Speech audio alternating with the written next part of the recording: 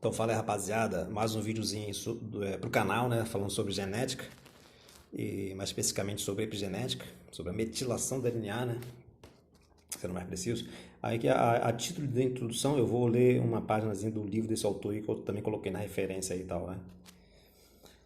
Mas para a gente ter noção das consequências sociais, vamos dizer assim, né, das pesquisas biomédicas na área da engenharia genética, envelhecimento, esse tipo de coisa toda, né? Que é um pouco mais a minha questão, né, verdadeiramente é essa. Eu não sou geneticista e tal, mas é bom ficar por dentro disso aí e poder relacionar isso aí com a filosofia, com a teoria da informação, esse tipo de coisa toda, né? Então, lendo o texto aí, né, da página 33 lá do livro de Harari, né? Consequentemente, uma minoria crescente de cientistas, é uma minoria, mas esse número está crescendo, né? Portanto, de cientistas e pensadores estão falando mais abertamente sobre o assunto hoje em dia e declara que a principal empreitada da ciência moderna é derrotar a morte e garantir aos humanos a juventude eterna. Exemplos notáveis são o gerontologista Aubrey de Grey, desculpe com relação aos nomes, se a pronúncia está errada, tá, rapaziada? Então, e o polimata e inventor Ray Kurzweil, ganhador da Medalha Nacional dos Estados Unidos para Tecnologia e Inovação em 1999. Em 2012, Kurzweil foi nomeado diretor de engenharia no Google. E um ano depois, o Google lançou uma subcompanhia chamada Calico, cuja missão declarada é resolver a morte. Recentemente, a Google nomeou outro verdadeiro crente na imortalidade, Bill Morris, para presidir o fundo de investimentos Google Venture, né? Em uma entrevista concedida em janeiro de 2015, né? Esse Bill Morris aí, né, que é o cara que vai gerir o fundo de investimento da Google Ventures para a questão da morte e tal, né? Ele disse o seguinte em uma entrevista: se vocês me perguntarem, né, hoje se é possível viver até os 500 anos, a resposta é sim, disse ele, né? Morris dá suporte às suas corajosas palavras com investimentos pesados, né? O Google Ventures está investindo 36% de sua carteira de 2 bilhões de dólares em startups na área da biociência, né? Inclusive os projetos ambiciosos relacionados com a prorrogação da vida. Empregando uma analogia com o futebol americano, Mar explicou que na luta contra a morte não estamos tentando avançar algumas jardas, estamos tentando ganhar o jogo. Ou seja, não é só a questão de aumentar a expectativa de vida, né? Mas sim tornar sim chegar à possibilidade de ter nem que se preocupar com a expectativa de vida, já que a gente não iria nem envelhecer, né? Esse seria ganhar o jogo, no caso, que ele está falando aqui, ó. Então, mas por que ele diz isso? Porque viver é melhor que morrer, segundo ele, né? Então, segundo parágrafo dessa página, ó. Esses sonhos são compartilhados com outros luminares do Vale do Silício. O cofundador do PayPal, Peter Thiel, confessou recentemente que tem o desejo de viver para sempre. O desejo de viver para sempre, muita gente tem, né, rapaziada? Mas ele tem um diferencial. Vamos ver aí, ó. O que ele disse? Acredito que existem 3 modos de encarar a morte, né? Você pode aceitá-la, a morte, né? Você pode negá-la ou combatê-la. Nossa sociedade é dominada por pessoas que estão entre a negação da morte, né, e a aceitação passiva, tranquila, vamos dizer assim, né? Então, ele diz que prefere combatê-la. Muitos irão rejeitar tais declarações por considerá-las fantasias de adolescentes, né? Adolescentes que sonham com superpoderes e tal, né? Então, no entanto, esse camarada aí, ó, cofundador do PayPal, Peter Thiel, deve ser levado muito a sério. Um dos mais bem-sucedidos e influentes empreendedores do Vale do Silício, possui uma fortuna pessoal estimada em 2,2 bilhões de dólares. E é bem óbvio, a igualdade é out, a imortalidade é in. Rapaziada? Ou seja, as pesquisas aí na área da biotecnologia, né, tentando prorrogar a vida e, sobretudo, quem sabe ainda derrotar a própria morte, né? Essas pesquisas estão a todo vapor, uma quantidade considerável de dinheiro sendo investido nessa área. Inclusive com participação maciça da Google, aí, como a gente acabou de ver, né? E da PayPal e tal, né? Então, o segundo parágrafo aí da foto aí, ó. Então, o desenvolvimento vertiginoso de campos com a engenharia genética, como a engenharia genética, a medicina regenerativa e a nanotecnologia, estimulam profecias ainda mais otimistas. Alguns especialistas acreditam que os homens vão vencer a morte por volta de 2200. Cara, 2200 tá muito longe, cara. Tá perto em termos temporais, vamos dizer assim, né? Mas é inimaginável o que vai acontecer, pessoal, em 2200, né? Outros anunciam que isso acontecerá em 2100. Kurzweil e De Grey são ainda mais confiantes. Eles sustentam que qualquer pessoa que tenha um corpo saudável, uma igualmente saudável conta bancária, terá em 2050, né, uma chance séria de mortalidade, enganando a morte uma década por vez. Ou seja, que em 2050 a gente vai ter uma expectativa de vida muito longa, né? Mas não vai ter conseguido superar a morte, vamos dizer assim, né? Mas no entanto, pelo fato de a gente ter conseguido estender a vida por mais algumas décadas, né? Ou seja, isso dá uma sobrevida a gente para poder chegar, quem sabe, em 2100, quando surgir uma tecnologia definitiva, né, para derrotar a morte e superar o envelhecimento, vamos dizer assim, né? Então, cadê? Segundo esses dois estudiosos, a cada 10 anos aproximadamente podemos ir até uma clínica e receber um tratamento renovador, que não só irá curar doenças, como também regenerar tecidos deteriorados e aumentar a eficiência de mãos, olhos, cérebro, né? A perda de eficiência de órgãos é um problema que decorre do envelhecimento, né, rapaziada? Então, a cada 10 anos a gente vai ter novos medicamentos, novas técnicas, novas tecnologias que nos vai permitir superar essas questões específicas relacionadas ao envelhecimento, né? Até chegar um dia que a gente vai poder resolver a questão do envelhecimento como um todo, né? A questão do envelhecimento é bem complexa, né, rapaziada? Então, antes de realizar o próximo tratamento, os médicos terão inventado uma série de novos medicamentos, atualizações e uma variedade de dispositivos. Se Kurzweil e De Grey estão corretos, estão certos, talvez haja alguns imortais caminhando ao seu lado na rua. Ao menos se você estiver andando por Wall Street, né, que é a galera do dinheiro, né, ou pela Quinta Avenida. Então, rapaziada, a parada aí não é brincadeira não, né? Agora vamos ler aqui um textozinho aqui que eu escrevi sobre a questão da epigenética. Então, só mais um comentáriozinho com relação ao texto anterior ali, né? Cara, eu fico imaginando assim, se tiver um laboratório atualmente que consiga lançar um tratamento, uma droga ou alguma coisa que garanta aí a idosos já com 60, 70 anos de idade uma sobrevida com qualidade de mais 30, 40 anos, né? Imagina como que isso não ia vender, rapaziada. Ou seja, é um mercado potencial muito amplo. Com certeza teria gente disposta a pagar fortunas por estender a vida aí mais 30, 40, 50 anos, né? Com qualidade, imagina. É a parada bem sinistra mesmo. E quanto mais isso parecer possível, mais gente vai estar investindo nessa área, pode ter certeza. Então, o que é epigenética? A epigenética, lendo o texto aí, né, diz respeito aos fatores associados aos mecanismos de expressão gênica, né? Tem os nossos genes, lá onde estão guardadas as informações para a produção de proteínas, né? Nosso corpo funciona basicamente à base de proteína, né, rapaziada? Então, e os genes, algo em torno de 22 mil, nós temos algo em torno de 22 mil genes, né? São trechos do DNA. Temos lá as nossas fitas de DNA, né? Que estão organizadas nos cromossomos. E em cada cromossomo desse tem um grupo de genes, né? Então, mas continuando aí, ó. Nem todos os genes são expressos o tempo todo. E nem exatamente os mesmos genes estão sendo transcritos nas diferentes células do nosso corpo, né? Essas questões abordadas em outros vídeos anteriores. Essa questão do que é gene, transcrição de genes, a diferenciação celular, são questões que, se não me engano, eu tratei em outros vídeos, e de qualquer forma tem muitos vídeos na internet falando sobre isso, vídeos bons de qualidade. Então, os mecanismos que atuam na ativação ou no silenciamento dos genes são exatamente os mecanismos epigenéticos, né? Mecanismos de regulação gênica. E daí também que temos a possibilidade da diferenciação celular, fenômeno que ocorre em todos os organismos complexos. A gente sabe, lá tem um vídeo com certeza que eu gravei sobre como surge uma pessoa, né? Em que a gente fala que uma pessoa surge da união de um espermatozoide com um óvulo, né? Um espermatozoide masculino, uma célula embrionária feminina e masculina que se encontram, formam o material genético se encontra, forma uma única célula, ou seja, uma única célula vai se dividir para dar origem a um organismo complexo como um ser humano, né? Como um corpo humano.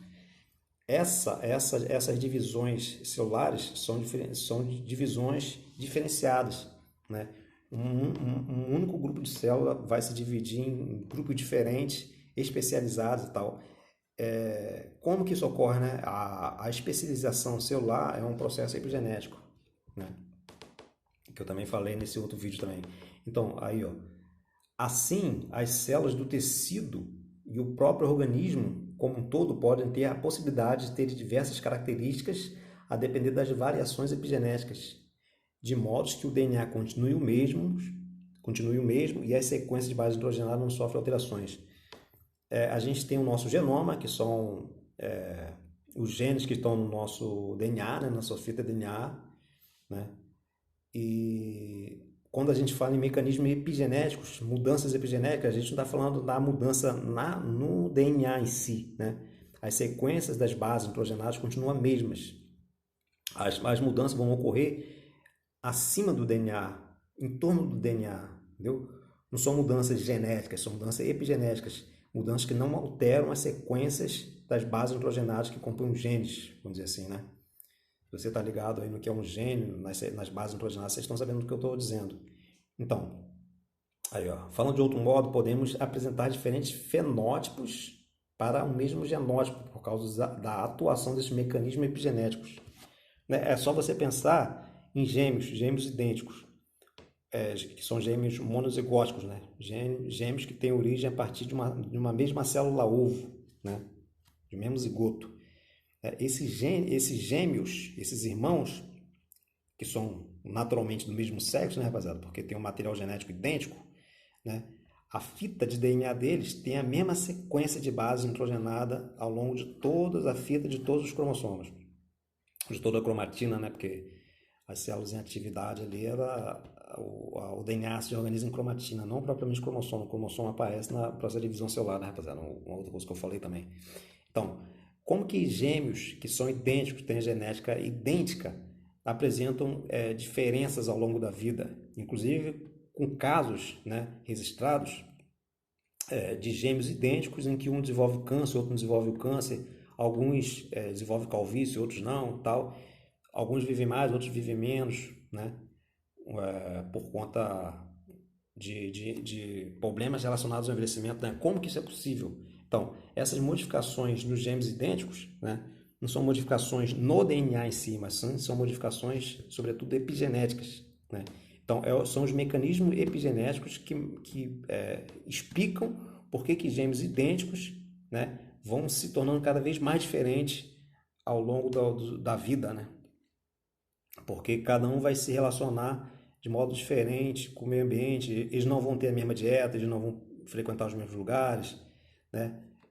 E se a gente botar esses gêmeos idênticos para morar em casas diferentes, locais diferentes, a diferenciação fenotípica, né? A diferenciação visível, né? E orgânica, vamos dizer assim, né? Se torna cada vez mais aprofundadas, né? E de modo que se os gêmeos sempre comerem a mesma coisa, viverem na mesma casa, praticarem as mesmas atividades físicas, esse tipo de coisa toda, a diferenciação entre eles vai ser muito menor, né? Porque a diferenciação epigenética é uma resposta sobretudo ao meio, né? Meio em que se vive, certo? Então, os mecanismos epigenéticos são, né? Tem três modalidades básicas de mecanismo epigenético. Tem a metilação do DNA. Metilação do DNA é o que a gente vai falar mais nesse vídeo aqui, né? Falar um pouquinho, no caso, né? As modificações das histonas, né? Que são proteínas nas quais o DNA fica enrolado, né? Tem as modificações nas histonas também, modifica a expressão dos genes. E tem a expressão de RNAs não codificantes, né? Que atuam ali no silenciamento de RNA mensageiros ou na fragmentação de genes e tal, esse tipo de coisa toda. Então, a metilação do DNA, vou tentar caminhar um pouquinho mais rápido, no vídeo não ficar muito longo, né? Então, os genes que não são expressos em diferentes células geralmente sofrem uma espécie de revertimento químico, né? Desses 22 mil genes, alguns são expressos em algumas células e outros não, né? Um dos mecanismos de silenciamento dos genes é a metilação do DNA, né? Então, um desses revestimentos químicos, né, tá aí, né?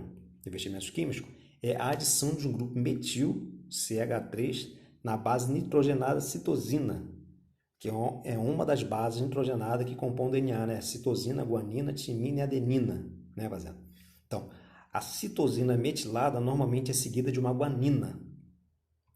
E as regiões do nosso DNA em que há uma sequência de citosinas seguidas de guaninas são chamadas de ilhas CPG. Estima-se que a existência de mais de 29 mil ilhas CPGs em nosso DNA. E muitas delas, dessas ilhas CPGs, né, estão metiladas, ou seja, estão com esse revestimento químico, né? Então, um grupo metil CH3 se liga ao carbono 5 da pentose da citosina através da ação de uma enzima, né, que a gente chama de 5-metiltransferase, onde o H, o hidrogênio, é substituído por um grupo metil CH3, que dá origem a uma 5-metilcitosina. Ou seja, quando a citosina, essa base nitrogenada do nosso DNA, recebe esse grupamento metil, né, essa citosina passa a ser chamada 5-metilcitosina, 5-MC. Então, a fixação do grupo metil nas citosinas se dá pela atuação das enzimas 5-metiltransferases, que são, segundo alguns estudos, de 4 tipos, né?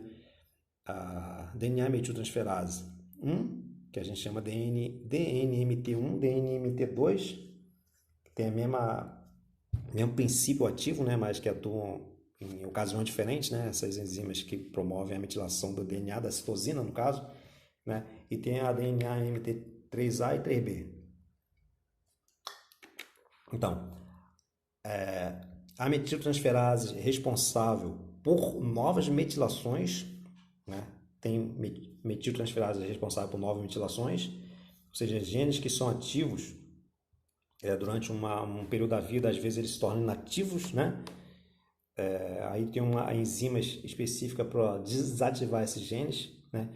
E há outras enzimas para a correção da metilação de acordo com o padrão celular do desenvolvimento embrionário, né?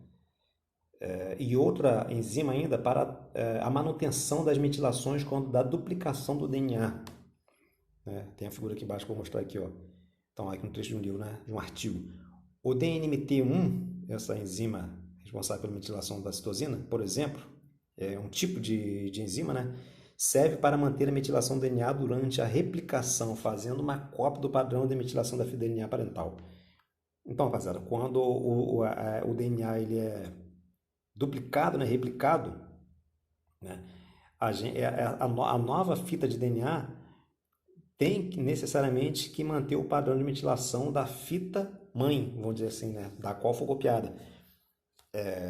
Se isso não acontecer, a célula na qual teve material duplicado, né, vai expressar genes que não deveriam ser expressos. E para que esses genes que não devem ser expressos continuem não sendo expressos, é necessário que essa nova fita de DNA seja metilada, né? Esse gene. Então, rapaziada, tem essa figura aqui, ó.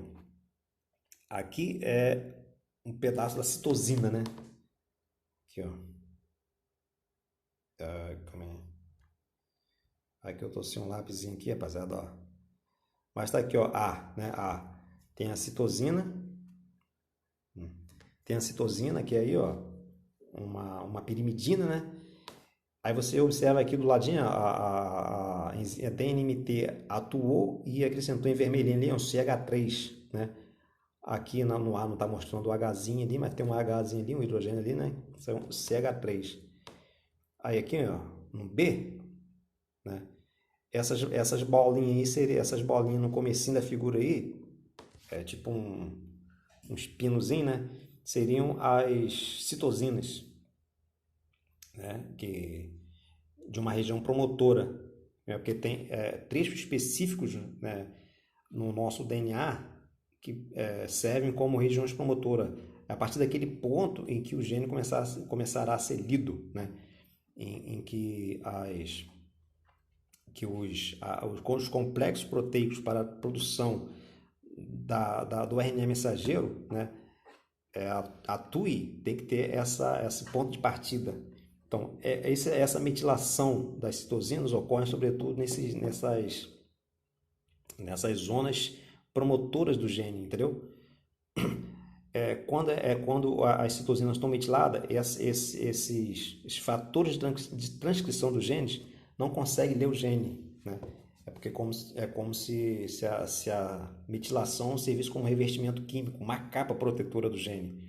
Então o gene ele não vai ser lido, né? Então, se o gene não vai ser lido, aquela proteína que seria produzida não será produzida, né? E muitas células têm que ter genes silenciados, né? Então aqui, ó, aí tem a legendazinha, metilação do DNA. Tá aí, ó, branquinho não metilado, pretinho metilado, ó. Quando tá branco lá, não metilado, né? Os fatores de transição vêm, conseguem ter acesso ao gene e produzem a proteína a partir do gene, né? Quando a metilação, né, nas citosinas, na região ativadora do gene, né, essas citosinas impedem a transcrição do gene, certo? Espero que vocês tenham entendido aí que isso é relativamente simples, né, rapaziada? Então, o fato é que as metilações são responsáveis pelo silenciamento de determinados genes. Ou a adição de grupo metil esconde os genes, os trechos contendo promotores de transcrição. Ou trechos metilados seriam capazes de atrair complexos repressores de transcrição, né? Como há muitas regiões do DNA que podem ou não ser metilados, isso quer dizer que, a depender da região em que isso ocorre, os efeitos podem ser variados. Ou seja, há muitos genes que podem ou não ser ativos ou inativos, né, pessoal? E a ativação e inativação de genes, de diferentes genes, né, vão dar origem a diferentes tipos de células ou diferentes tipos de fenótipo para o organismo como um todo, né? Então, último parágrafo. A hipermetilação dos genes supressores de tumor pode levar ao desenvolvimento do câncer, né, pessoal? Porque eu falei com vocês que toda pessoa começa com uma única célula, né? Que está lá no útero da mulher, né? Na verdade, quando a célula se liga no útero já é mais de uma, né? Mas todo ser humano começa com uma única célula, né? Que é a célula formada a partir do espermatozoide óvulo feminino. E essas células vão se dividindo. Então, há um grupo de genes nas células que são responsáveis por garantir que as células se dividem, entendeu? E há outro grupo de genes que faz com que as células se dividam de forma controlada, ou seja, que barra o processo de divisão celular, né? Então, aí o que eu estou dizendo aqui nesse último parágrafo? A hipermetilação dos genes supressores de tumor pode levar ao desenvolvimento de câncer, né? Genes supressores de tumor são essas células que impedem. Não, os genes supressores de tumor são esses genes que impedem que a célula se divide indefinidamente, entendeu? A divisão celular tem que ser de modo controlado. Então, tem genes que são responsáveis pelo controle da divisão celular. Se esses genes que são responsáveis pela divisão celular, se eles sofrem metilação, eles não podem trabalhar, eles não atuam. Então, a célula começa a se dividir descontroladamente. Aí que leva ao desenvolvimento do câncer, né, de um modo geral. Então, aí, continuando, ó. Ou a não ausência de metilação em proto-oncogenes, né, também favorece a ocorrência de tumores. Ou seja, tem genes que impedem a divisão celular, tem genes que fazem as células entrar em apoptose, morte, né, e tem genes que promovem a divisão celular. De repente, o gene que impede a divisão celular esteja metilado, né? Mas se, ainda que o gene que impede a duplicação celular esteja metilado, se os genes que promovem a duplicação celular também estiverem metilados, então essa célula não irá se dividir, então, e, portanto, não tem problema da ocorrência do câncer, né? Os genes que levam à divisão celular, que a gente chama de proto-oncogenes, né, são como uma espécie de acelerador, né? A divisão celular, para a célula se dividir, você tem que pisar no acelerador.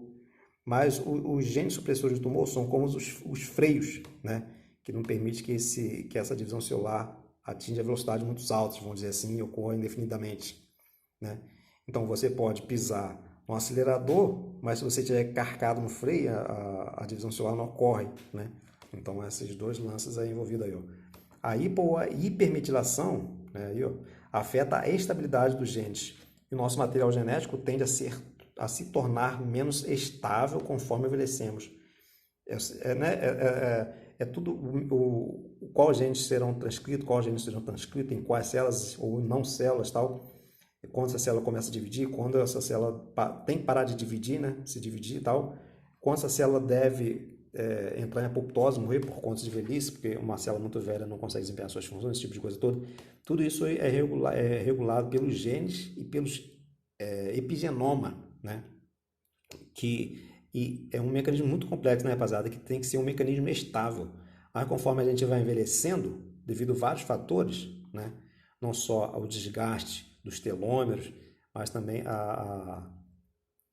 ao acúmulo de elementos químicos reativos no nosso organismo também, né? Tudo isso aí vai fazendo a nossa bioquímica se tornar instável, né? E que aí aparecem essas doenças típicas do envelhecimento, né? Típicos de uma idade avançada, né? Aí, rapaziada, eu coloquei aqui algumas referências aqui, ó, só para não ficar uma parada meia coisa que eu não tenho costume de fazer, na verdade, né? A maioria é coisa na internet, ó. Certo? Deixa eu ver se eu ainda tenho uma coisa que eu posso estar comentando aqui. Aqui, ó, a questão da metilação, ó, as ilhas CPGs, ó, citosina, guanina, né? Um C é guanina, o C é citosina e o G é guanina, né? Aqui a nossa fita de DNA, um trechozinho, né? Aqui um CH3, ó, a metilação da citosina, ó, citosina metilada e tal. Aí, quando esse DNA fosse multiplicar, ó, duplicar, replicar, né? Aqui, ó, replicação do DNA, né? A fita de cima vai dar origem a um outro pedaço, tá vendo? Porque a fita vai se abrir e cada pedaço desse aí receberá novas bases, tá vendo? E essas novas bases que vão entrar aqui para formar a nova fita também tem que sofrer um processo de metilação, para manter o padrão de metilação, conforme eu disse naquele momento anterior lá, né? Aqui, ó, metilação do DNA, ó. Fração do radical metil CH3 carbono da citosina, segunda guanina, ó. Aqui, ó, o nosso DNA organizado no cromossomo, né? Aqui, ó, as bases, ó, timina, silicadenina e a citosina, silicaguanina. A timina pode ser metilada? Normalmente isso não ocorre, né, rapaziada? A metilação ocorre numa base específica, que é a base citosina. Tá aí, ó, que se liga aqui nessa região aqui, ó, circuladozinho de vermelho, ó. Metilação da DNA metiltransferase e tal.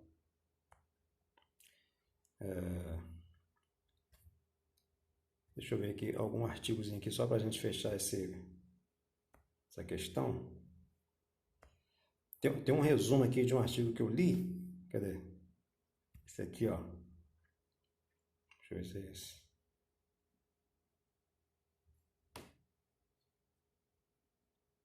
Cadê? Síndrome de progeria e tal. Esse aqui não. Deixa eu achar aqui. Então, rapaziada, só para vocês terem uma ideia aqui, ó. Um artigo que eu citei ali, que eu li, né, tal. O processo de envelhecimento e a maioria das neoplasias, câncer, né, tal, tumores, podem ser regulados por alterações epigenéticas, né? Porque o câncer pode vir de uma mutação genética, né, ou por uma transformação epigenética. Quando a gente fala em transformação epigenética, né, não é mutação, é coisa diferente, tá, rapaziada? Então, o processo de envelhecimento e a maioria das neoplasias podem ser reguladas por alterações epigenéticas, dentre elas a metilação do DNA. Esse estudo tem como objetivo analisar a frequência de metilação nos promotores dos genes CIST1, CIST3, HTERT, estou pronunciando esse gene que nem sei se pronuncia assim, SMARC5, SMARCA5, CD1, CDH1, são genes, né, pessoal? São o nome dos genes aí e tal. E CAV1 no envelhecimento, ou seja, ele aqui estou 7 genes, né? Esse estudo aqui feito em cima de 7 genes. Correlação ao envelhecimento e cadê? E adenocarcinoma gástrico. Segundo objetivo do trabalho, avaliar a expressão de proteínas codificadas desses genes em tecidos gástrico tumoral e normal.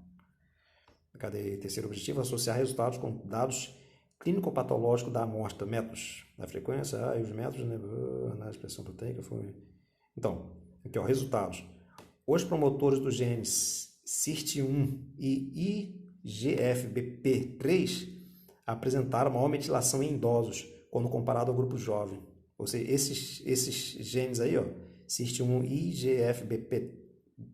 IGFBP3, então, apresentam o maior padrão de metilação em idosos quando comparado ao grupo jovem. Ou seja, se a gente pudesse desmetilar esses genes que estão metilados nos idosos, nesse ponto específico, nesse aspecto, né, esses idosos estariam parecidos mais com os jovens, porque nos jovens esses genes aí não estão metilados, ou seja, nos jovens esses genes estão ativos, e nos idosos, já que esses genes estão metilados, né, eles estão inativos, ou seja, eles não conseguem produzir a proteína que seria produzida se ele não tivesse metilado, né? Então, além disso, dentre os 7 genes estudados, cerca de 85% dos idosos apresentavam 4 ou mais desses genes hipermetilados, ou seja, com muita metilação, né? Enquanto entre os jovens, mais de 50% apresentou até 3 genes metilados. Ou seja, a metilação desses genes é um aspecto do envelhecimento, né? Então, a proteína SIRT1 apresentou uma expressão 6 vezes maior em tumores do que em tecido não neoplásico. No caso de tumor aí, né, rapaziada, esse gene... Porque tem duas versões, o CIST2 e o CIST3, né? Apresentou maior expressão em tecidos não neoplásicos que tem tumoral. O CIST3 encontrou-se mais frequência hipermetilado quando havia expressão de sua proteína. Então, assim... Enfim, rapaziada, mas aqui vocês estão vendo, ó, de como é possível a gente ver quais genes são ativos ou inativos em determinadas células, na célula do pâncreas e tal, né?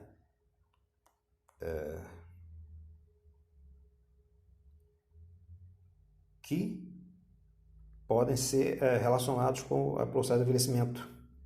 Aqui, ó. Além disso, no câncer gástrico, as proteínas, aí fala aqui as proteínas, né? Produtos dos genes correlatos, né, apresentam uma maior expressão, podendo configurar bons biomarcadores de possíveis alvos terapêuticos. Ou seja, drogas que poderiam fazer esses genes serem ativos e inativos conforme é necessário, né? Enfim, rapaziada, é mais ou menos isso aí. Se gostou aí, dê um like.